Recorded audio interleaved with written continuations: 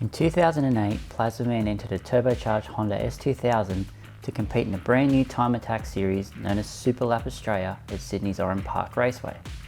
Piloted by a much younger John Boston, the car dominated the club sprint class with the fastest time by nearly 3 seconds. In fact, the class win was so substantial at the time that in 2009 saw Super Lap completely rewrite the rulebook for the class. 2010 saw the evolution of Super Lap to the global scale event we all have come to know and love, known as World Time Attack. With the event now gaining interest from around the world, Plazmaman selected an ex-BA Falcon V8 supercar chassis and installed the engine that it always deserved, the mighty Barra. A custom intercooler and top half plenum were developed specifically for this vehicle, and the result was so successful that it was incorporated into our BABF XR6 range of products, and still being a top seller to this day.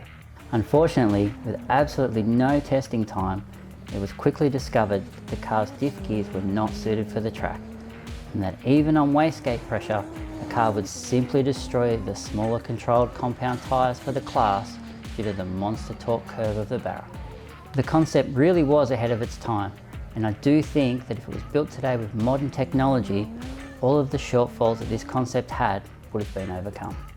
Since then, Plazmaman has continued its involvement in World Time Attack, but instead focusing on supplying the other competitors' vehicles with the components they need to get the job done. Plazmaman equipped vehicles such as Cyber EVO, Lightning Resi's GTR, IS Motor Racing's EVO, BYP's Integra, NA Autosport's EVO, Extreme GTR, and Evolution Racing Speed's EVOs have all achieved podium results in the event's history. With the decision to sponsor the Pro-Am class for 2022, we thought it was time to get back in the driver's seat and build our own time attack car.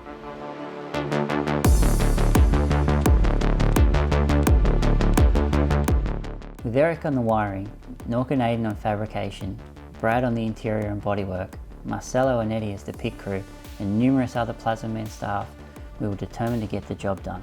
With a 30-day deadline, many sleepless nights were ahead of us. With the car back together, it was now time to take it for an exhaust system.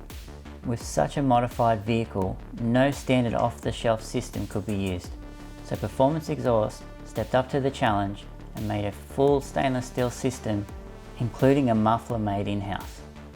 The next stage was to take the vehicle to M-Tron for a patch loom to be fitted with some additional sensors. With the health check complete, the car was put on the dyno for a tune. On the dyno, the car was put through its paces with simulated racing conditions. With close to 600 horsepower on tap, this car should be very competitive on the day.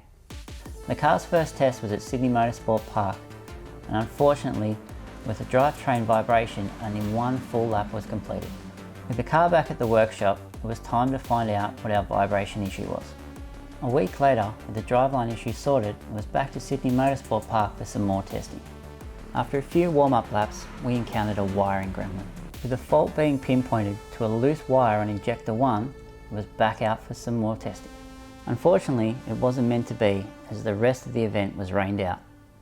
With the car back on the trailer, it was brought back to Plazmaman HQ for some few finishing touches, and of course our signage by Signs at No Time. With some last minute aero tweaks, the car was ready for World Time Attack. With only a few days remaining and little to no testing, we knew that day one was going to be a challenge. After a few warm-up laps and a couple of flying laps, the M-Tron detected a rise in coolant pressure. With a suspected head gasket issue, the car was taken back to the factory to see what we could do. With a never say die attitude, the boys decided to take the cylinder head off and try and repair the car. With the cylinder head removed, it was taken to War Speed for a quick check over and a skim and put back on the vehicle. In under 6 hours, the head gasket issue was sorted and the boys were ready for day 2. With a few flying laps, the car was starting to show its potential, posting some very low minute 40 lap times. When we went out for another session, the M-Tron detected a TPS fault on the drive-by-wire throttle.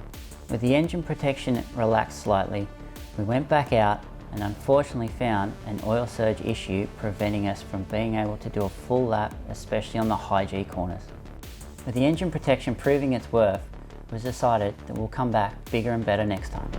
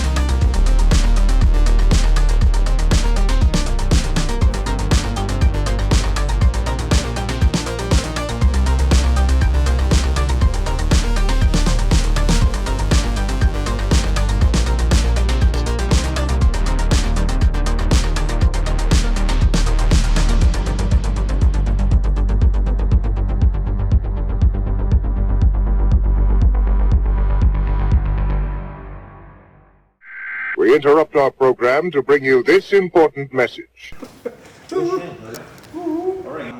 Scotchy? Red Scotchy? Coffee, that's what I want. You're going to put the whole sheet there anyway. No, Alan's not bending up there. But it will after. Not that much, not that much.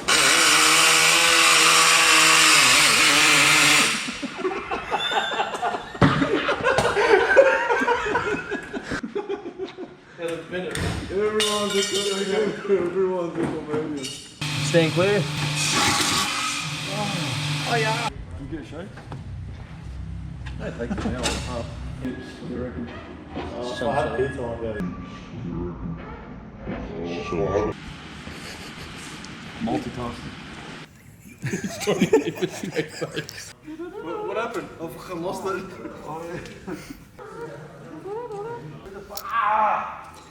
You worked on cars before? I'm on the glossy. There's only one issue. It's way too heavy. Talking about heavy and he's eating the pizza. What do you f***ing want? You. Just use these big washers here. I want a coffee, that's what I want. The Oh, bro. I I got the Bozzy.